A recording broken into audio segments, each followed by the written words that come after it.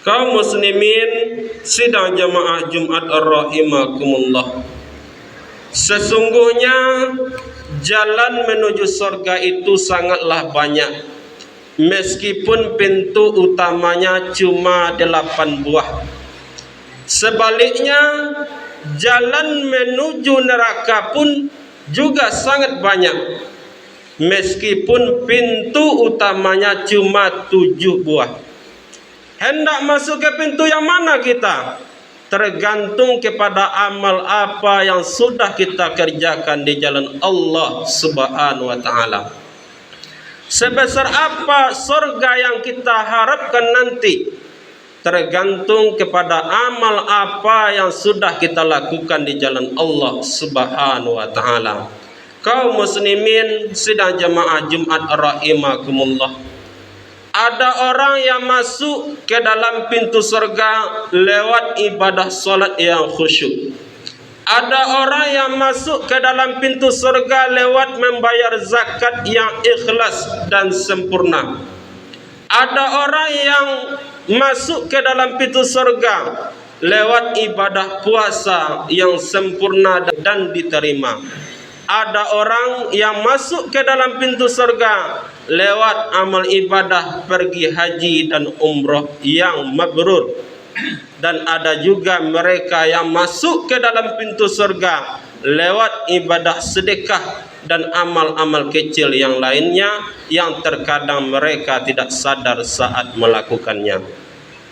Sebaliknya, ada orang yang masuk ke dalam pintu neraka karena tidak mengerjakan salat. Ada orang yang masuk neraka karena tidak berpuasa di dalam bulan suci Ramadan. Ada orang yang masuk ke dalam neraka karena tidak membayar zakat. Dan ada juga mereka yang masuk ke dalam neraka sudah mampu dia, akan tetapi tidak mau dia pergi haji dan umrah. Dan ada juga amalan-amalan mereka yang lainnya yang kecil yang terkadang mereka tidak menghiraukannya. Kaum muslimin sidang jemaah Jumat rahimakumullah. Namun jangan dikira tidak ada amalan-amalan kecil yang bisa menghantarkan seseorang hamba itu ke dalam surga, kebahagiaan dunia dan akhirat. Sebaliknya, jangan dikira tidak ada amalan-amalan kecil yang bisa menghantarkan seseorang hamba itu neraka, kebinasaan dunia dan akhirat. Kaum muslimin sidang jamaah Jumat rahimakumullah. Terkadang kita melakukan sebuah amalan kecil dan kita tidak menghiraukannya, padahal itu adalah sebuah tiket masuk ke dalam surganya Allah Subhanahu wa taala. Di dalam sebuah riwayat diceritakan ada seorang pemuda yang berjalan di padang pasir. Di tengah perjalanannya kaum muslimin dia merasa kehausan. Kemudian dia cari sumur. Setelah dapat sumur, dia turun ke dalam sumur itu.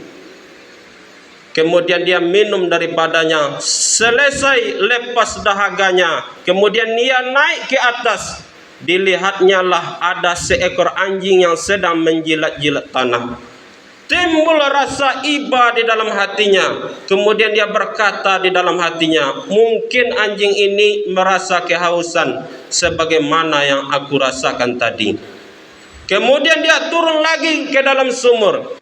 Dia ambil air tersebut dengan sepatu tabungnya. Dia gigit dengan mulutnya, naik ke atas. Selesai sampai di atas, dia kasihlah anjing tersebut dengan air minum di sepatu tabungnya tadi. Dalam sebuah riwayat kaum muslimin, Allah ampuni segala dosa-dosanya dan Allah masukkan dia ke dalam surga.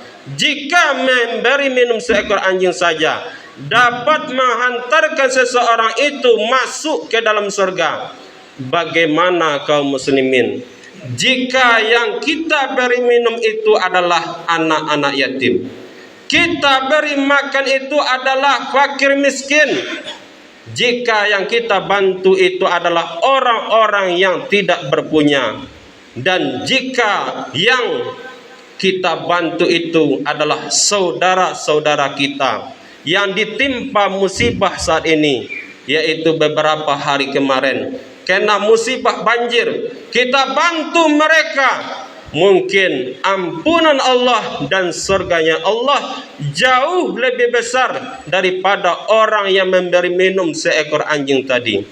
Kaum muslimin rahimakumullah. Namun sebaliknya, Allah bisa saja memasukkan seseorang hamba itu ke dalam neraka, bukan karena dia tidak salat, bukan karena dia tidak membayar zakat, bukan karena dia tidak berpuasa dan pergi haji dan lain sebagainya. Mungkin ada amalan-amalan kecil yang dia lakukan, kemudian dia tidak memperhitungkannya. Di dalam sebuah hadis disebutkan dan diceritakan, ada seorang wanita yang ahli ibadah namun divonis masuk ke dalam neraka. Apa masalahnya? Gara-gara seekor kucing. Apa yang ia lakukan kepada kucing tersebut? Dia kurung kucing itu di dalam kamarnya, tidak diberi minum, tidak diberi makan sampai kucing itu mati. Dalam satu riwayat, Allah masukkan dia ke dalam neraka gara-gara menyakiti seekor kucing. Seekor kucing yang tidak berharga mungkin di hadapan kita, kalau disakiti bisa menghantarkan seseorang hamba itu ke dalam neraka Allah. Bagaimana jika yang kita sakiti itu, kaum muslimin, adalah makhluk berwujud manusia yang imannya sama dengan kita, kemudian kita sakiti dia, kita hina dia, kita caci dia, mungkin nerakanya Allah jauh lebih besar daripada menyakiti seekor kucing tadi. Rasulullah sallallahu alaihi wasallam mengingatkan kepada kita, al-muslimuna man salimal muslimuna min lisanihi wa yadihi. Seorang muslim itu disebut dengan muslim yang sejati apabila dia mampu memelihara lidahnya dan tangannya. Maka daripada itu, kaum muslimin, peliharalah lidah kita, perkataan kita, perbuatan kita, jangan sampai menyakiti hati dan perasaan orang lain, supaya nanti kita bisa selamat dunia dan akhirat. Mudah-mudahan khutbah yang singkat ini bermanfaat bagi kita semua. Fa'tabiru ya ulil absar la'allakum turhamun.